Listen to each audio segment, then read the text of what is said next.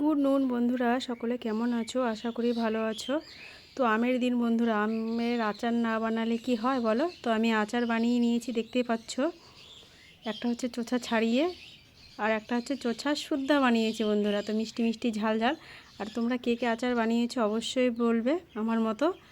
তো আচার তো বানাতেই হয়, রোদের থেকে এসে আচার খেতে কিন্তু বেশ ঝাল ঝাল মিষ্টি মিষ্টি খেতে কিন্তু ভালোই লাগে। আমার তো ভালো লাগে, তোমাদের কেমন লাগে অবশ্যই জানাবে। তো এটা দেখতে পাচ্ছ, আচারের কালারটা দেখেও বুঝতে পারছো খুব সুন্দর হয়েছে। আর আমি মশলাটাকে বেশি গুঁড়ো করিনি, তার কারণ এটা দাঁতে পড়লে ভালো লাগবে খেতে।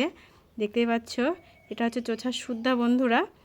আর চোচা যেটা ছাড়িয়ে, এটা দেখো, এটা হচ্ছে চোচা ছাড়িয়ে, এটাও দেখতে পাচ্ছ খুব সুন্দর। তো তোমরা আচার খেতে যদি চাও চলে এসো আমার বাড়িতে, আমি তোমাদেরকে আচার অবশ্যই খাওয়াবো, যেটা আছে সেটাই খাওয়াবো। তো আমার আচারটা কেমন লাগলো অবশ্যই জানাবে। Tata, bye bye.